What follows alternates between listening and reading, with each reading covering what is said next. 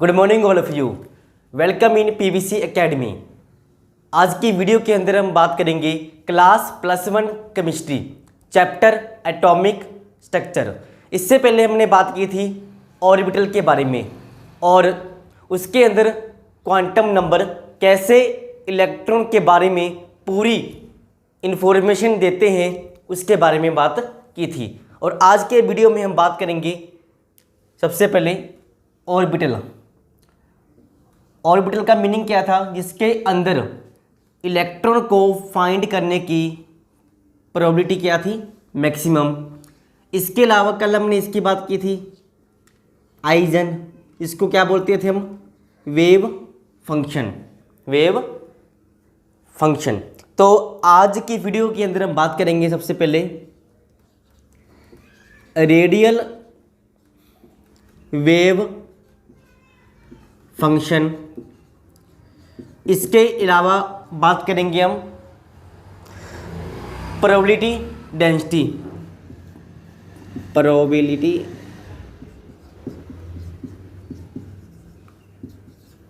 Density और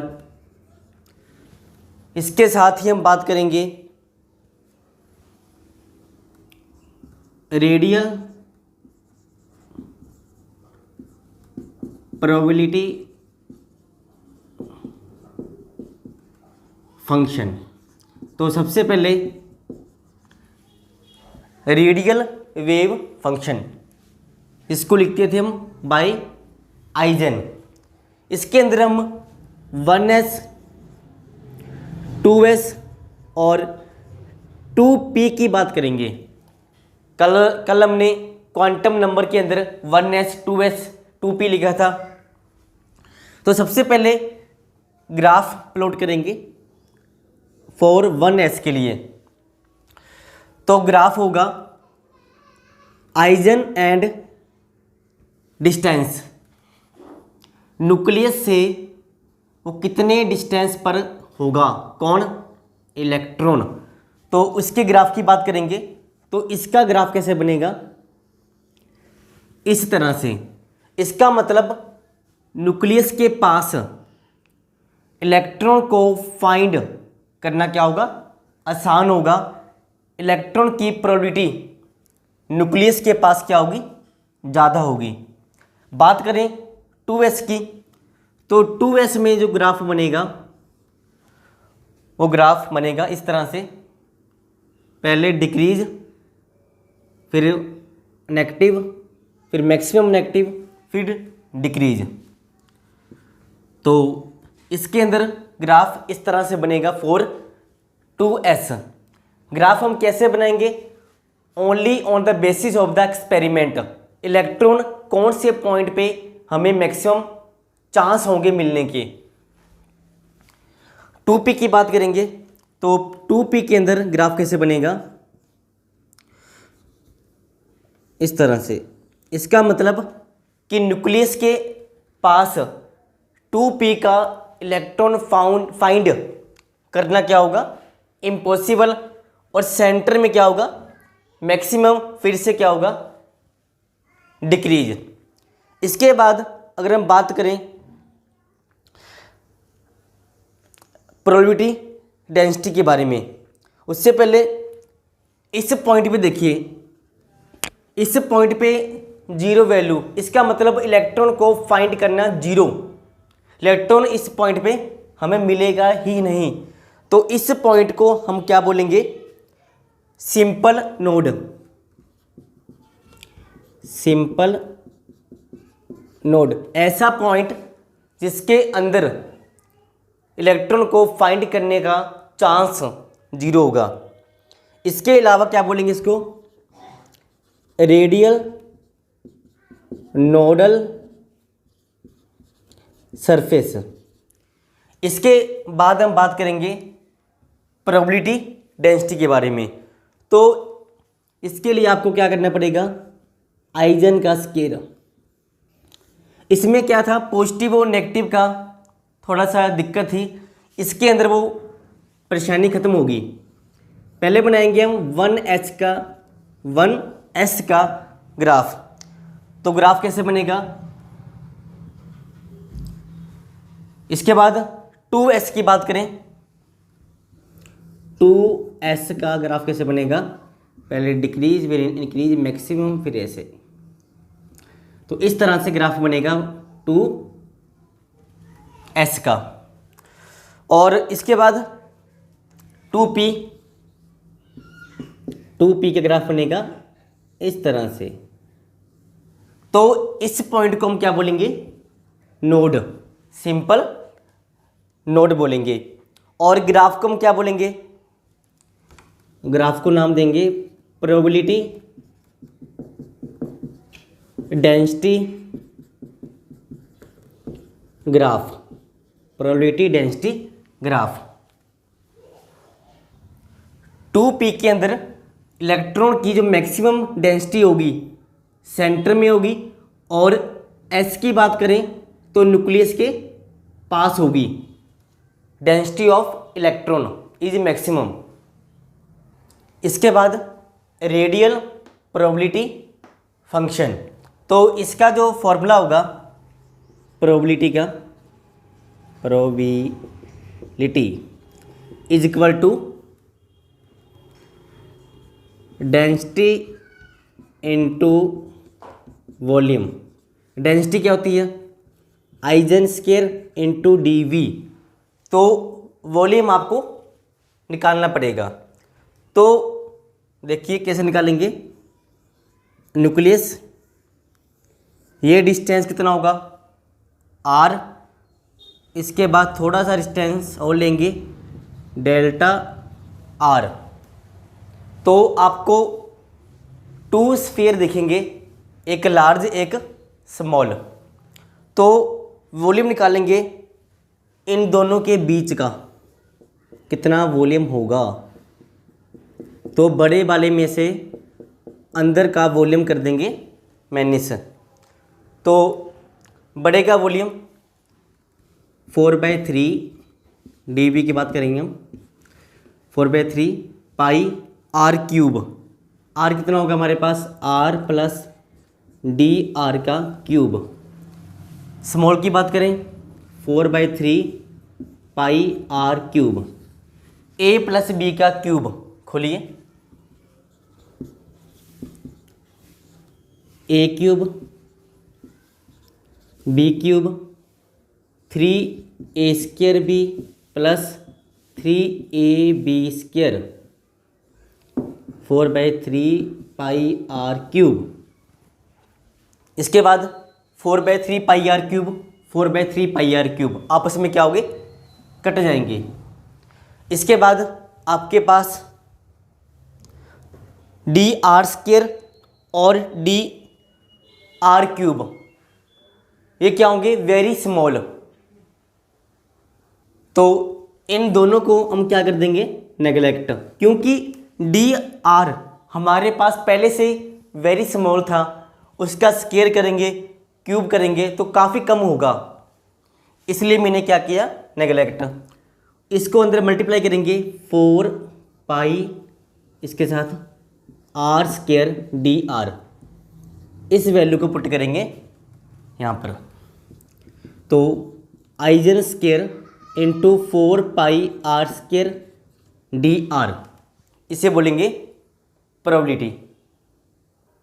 तो हम बात कर सकते हैं कि पहले के अंदर ग्राफ बनना था आइजन एंड आर के बीच में, इसमें ग्राफ बनेगा आइजन स्केयर और आर के बीच में, और इसके अंदर बनेगा 4 पाई r² आइजन स्केयर और आर के बीच में। तो इसके लिए ग्राफ बनाएं, दोनों को कंपेयर भी करेंगे। पहले इसके लिए ग्राफ कैसा था, फॉर 1s के लिए इस तरह से, फॉर 1s के लिए। अगर इसके अंदर ग्राफ बनाएं फॉर 1s, तो ग्राफ कैसे बनेगा, किसके बीच में होगा, ये r और 4 पाई r² आइजन स्केयर, और ग्राफ दिखने में कैसा होगा, दिस वन। तो इस तरह से ग्राफ बनेगा। इसी तरह से आप 2s का और 2p का भी ग्राफ बना सकते हो।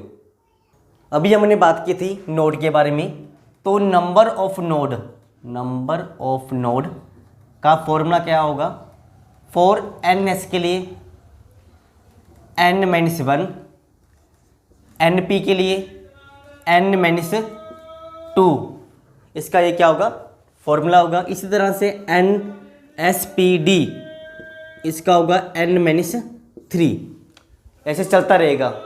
अभी मैंने आपके सामने एक ग्राफ बनाया था, किसका था वो देखिए आप खुद, ये इस तरह से, किसका था वो 2s का। तो 2s के अंदर n इज इक्वल टू कितना होगा 2, इसमें पुट करें 2-1 कितना आएगा 1। इसका मतलब आपके पास number of node in 2s कितने होंगे 1, और देखिए आप कितने हैं ओनली 1। तो इसके द्वारा भी आप निकाल सकते हो, नहीं तो ग्राफ भी बना सकते हो। इसके बाद देखिए शेप्स ऑफ ऑर्बिटल, उसकी शेप्स कैसी होगी, दिखने में कैसे होंगी। सबसे पहले हम बात करेंगे 4s ऑर्बिटल के बारे में। इनकी जो शेप होगी वो कैसी होगी, लाइक स्फीयर। और अभी ग्राफ के अंदर हमने देखा कि इसके अंदर इलेक्ट्रॉन को फाइंड करने की प्रोबेबिलिटी न्यूक्लियस के पास होगी। तो इसका ग्राफ कैसे बनेगा, ग्राफ नहीं डायग्राम। तो सेंटर में न्यूक्लियस होगा, इसके पास इलेक्ट्रॉन को फाइंड करने की प्रोबेबिलिटी क्या होगी मैक्सिमम, उसके बाद थोड़ी सी क्या हो जाएगी कम हो जाएगी। तो किसका ग्राफ बनेगा ये, किसकी शेप होगी ये 4s ऑर्बिटल। न्यूक्लियस के पास probability of electron is maximum, when we increase the distance probability decrease. ये किसका ग्राफ हो गया 1s का। इसी तरह से हम 2s का डायग्राम बनाएं तो क्या बनेगा, इससे साइज में थोड़ा सा क्या बनेगा बड़ा बनेगा। और जिस पॉइंट पे इलेक्ट्रॉन को फाइंड करने की प्रोबेबिलिटी 0 होगी तो क्या बोलेंगे उसको, अभी लिखा था मैंने नोड पॉइंट, नहीं तो नोड सरफेस। तो अगर हम साइज की बात करें, साइज की बात करें तो 2s का साइज 1s से क्या होगा बड़ा होगा। इसी तरह से 3s का 2s से बड़ा होगा और सो ऑन। इसके बाद p ऑर्बिटल जिसके अंदर l इज इक्वल टू क्या था 1 और m क्या था हमारे पास -1 0 +1। तो इसका मतलब कितने बनेंगे 3 बनेंगे क्या ऑर्बिटल। लेकिन उन सब की ओरिएंटेशन क्या होगी डिफरेंट होगी। मतलब कोई x पे होगा, कोई y के ऊपर होगा और कोई z के ऊपर होगा। इनकी जो शेप होगी वो कैसी होगी डम्बेल। बात करेंगे पहले px की, इसके नाम क्या होंगे px py और pz। देखें px तो हाँ जी px कैसे बनेगा इस तरह से। तो इसमें सेंटर में एक पॉइंट होगा, इसे हम क्या बोलेंगे नोड, और इस पॉइंट पे इलेक्ट्रॉन को फाइंड करने की प्रोबेबिलिटी कितनी होगी 0 होगी। इसी तरह से आप py बना सकते हो, यहाँ लिख दोगे y, यहाँ पे लिख दो आप x और x, तो ये किसका ग्राफ बन जाएगा py का। इस तरह से आप pz का भी बना सकते हो, px py और pz। अगर हम साइज और एनर्जी की बात करें तो 4p का साइज बड़ा होगा 3p से, 3p का 2p से, इस तरह से आप लिख सकते हो size and energy. d orbital इसके अंदर l इज इक्वल टू क्या था 2 और m क्या होगा -2 -1 0 +1 +2, 5 क्या बनेंगे ऑर्बिटल।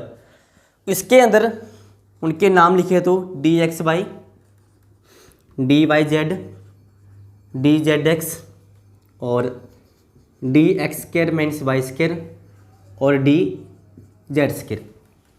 पहले इन तीनों की एनर्जी क्या होगी, सेम होगी, और इन दोनों की क्या होगी, सेम होगी, लेकिन आपस में क्या होगी, डिफरेंट होगी। बात करेंगे dxy, तो इसका ग्राफ आप कैसे बनाओगे, बिटवीन द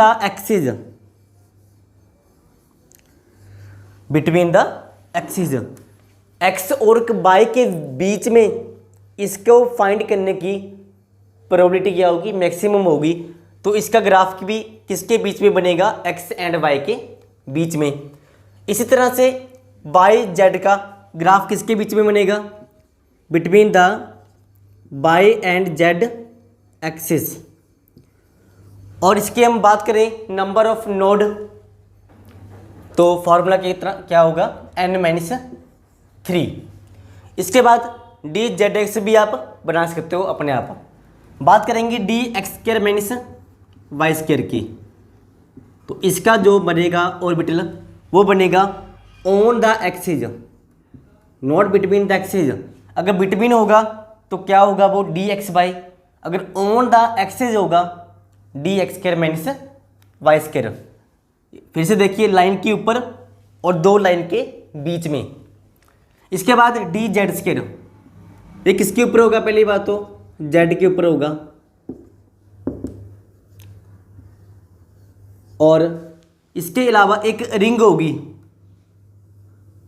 अगर रिंग ना होती तो क्या बन जाता वो px, रिंग होगी, और इसके अंदर इलेक्ट्रॉन को फाइंड करने की डेंसिटी क्या होगी, मैक्सिमम, किसके अंदर, रिंग।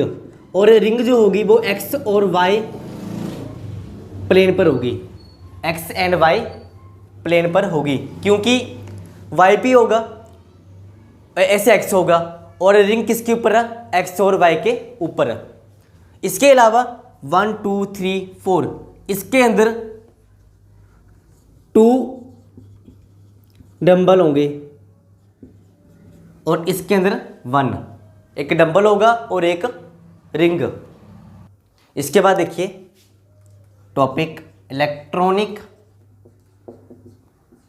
कॉन्फ़िगरेशन ऑफ एटम, कि ऑर्बिटल के अंदर इलेक्ट्रॉन को कैसे फिल करेंगे। सबसे पहले इसके अंदर हम पढ़ेंगे अफबाउ प्रिंसिपल। अफबाउ प्रिंसिपल,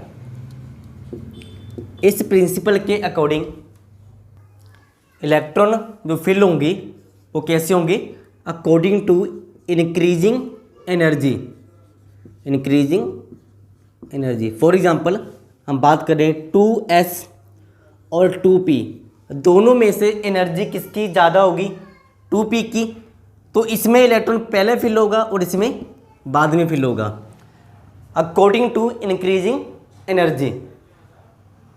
तो कैसे याद करें इसके लिए, देखिए 1 2 3 4 5 6 7, इसके बाद 2 3 4 5 6 7 3 4 5 6 4 5, इसको आपको याद करना होगा।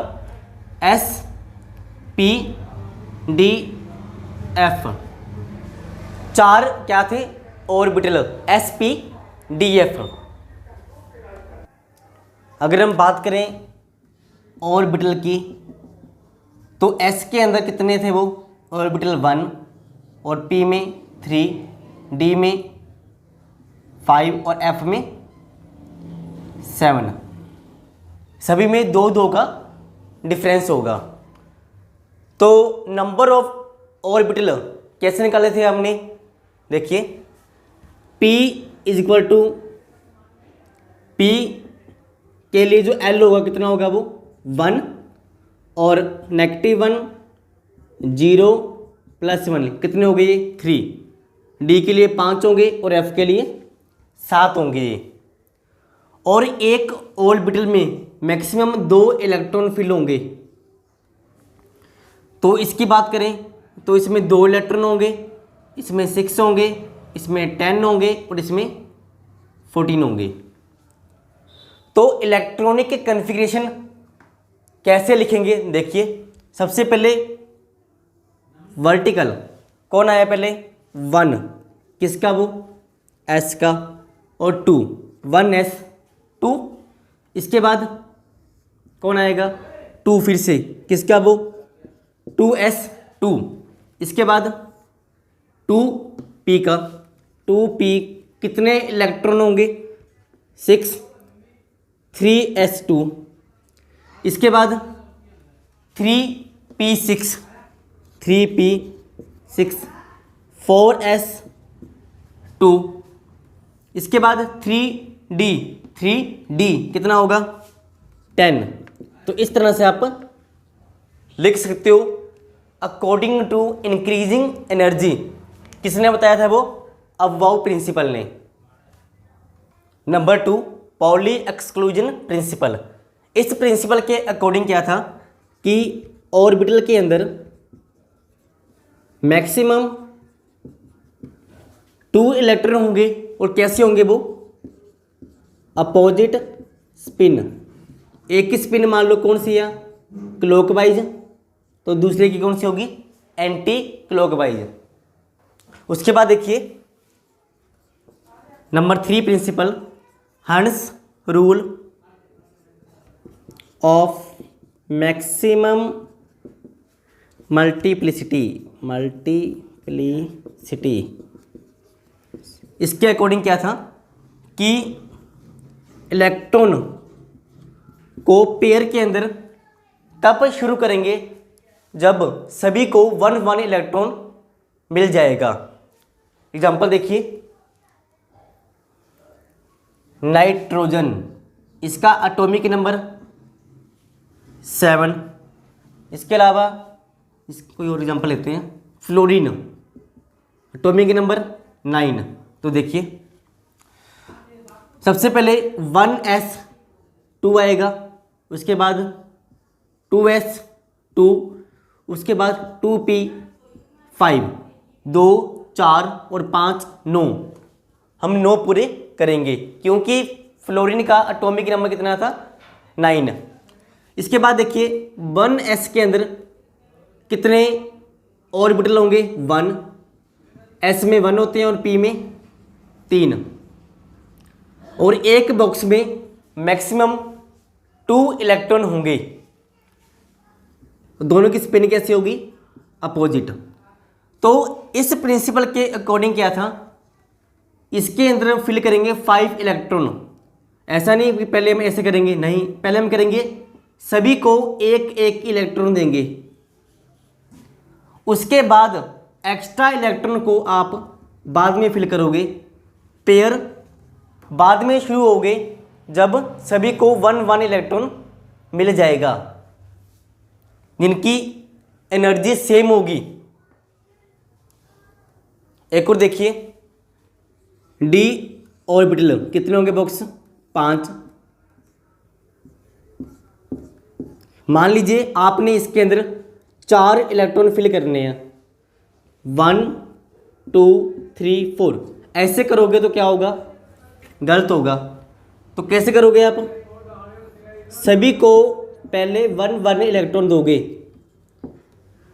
उसके बाद अगर एक्स्ट्रा इलेक्ट्रॉन होंगे तब आप डबल फिल कर सकते हो। तो इस तरह से नीचे वाला ठीक होगा ऊपर वाला गलत होगा अकॉर्डिंग टू हंड रूल। इसके बाद n+l रूल देखिए 3d एंड 4s। इन दोनों में से इलेक्ट्रॉन पहले किस में फिल होगा तो आपके अकॉर्डिंग 3d में होगा, लेकिन हम फॉलो करेंगे n+l रूल। इसके लिए n कितना होगा 3 और l कितना होगा 2। इसमें n 4 और l 0। मैंने आपको बताया था पहले भी, S के लिए L क्या होगा 0, P के लिए L 1, D के लिए L 2, F के लिए L 3। तो इसका सम कितना बनेगा 5, इनका सम 4। इसके अकॉर्डिंग इनमें से जो कम होगा उसके अंदर इलेक्ट्रॉन पहले फिल होगा। तो 4s के अंदर इलेक्ट्रॉन पहले फिल होगा और 3d में बाद में। अभी एक दो एग्जांपल करेंगे। तो सबसे पहले 1s2, फिर 2s2, 2p6, 3s2, 3p6, उसके बाद 4s2, 3d10। तो इस तरह से आप लिख सकते हो। इसके बाद एग्जांपल देखिए क्रोमियम, जिसका एटॉमिक नंबर 24 के लिए पहले हम बनाएंगे बॉक्स बनाएंगे। तो 1s का बॉक्स, 2s, और p के लिए कितने होंगे 3 बॉक्स होंगे। s के लिए 1, p के लिए 3, s के लिए 1 और d के लिए 5 बॉक्स, 1 2 3 4 5। ओके, तो 24 पूरे करेंगे। 1 2 3 4 5 6 7 8 9 10 11 12 13 14 15 16 17 18 19 20 21 22 23 24। तो 24 पूरे हो गए। तो इस तरह से आप फिल कर सकते हो। मैंने आपको 24 इसलिए लिखवाया था क्योंकि इसका जो कॉन्फ़िगरेशन होगी वो सबसे अलग होगी 24 की और 29 की। देखिए कैसे, इसमें देखिए ड्यू टू सिमिट्री 1 2 3 4, 4 के पास तो है लेकिन 5वें के पास इलेक्ट्रॉन नहीं है। तो क्या होगा, S में से एक इलेक्ट्रॉन जंप करके लास्ट वाले में चला जाएगा। तो इस तरह से वो क्या हो जाएगा, मोर स्टेबल, बिकॉज इसे क्या बोलेंगे हम, हाफ फील्ड बोलेंगे। Half field is more stable than the previous. इसके बाद 29 की बात करें तो पहले तो सेम ही होंगे, 2 4 5 6 7 8 9 10 11 12 13 14 15 16 17 18 19 20। 29 किसका नंबर होता है वैसे, 29। तो 29 किसका होगा, कॉपर का। इसमें देखिए सभी के पास 2-2, इसके पास सिंगल। 1 इलेक्ट्रॉन जंप करेगा, इसके पास आएगा और क्या बना देगा इसको, फुली फिल्ड। तो ये भी क्या होगा, more stable. Half filled and full filled are more stable than the other because due to symmetry. इनकी सिमिट्री बनेगी तो मोर स्टेबल होंगे। इसके अलावा ड्यू टू डी ट्रांजिशन इसके द्वारा भी ये क्या होंगे, मोर स्टेबल होंगे। तो आज के लिए इतना ही। उम्मीद है कि आपको वीडियो पसंद आया होगा और समझ में भी आ गया होगा। तो वीडियो को लाइक करें, शेयर करें। धन्यवाद।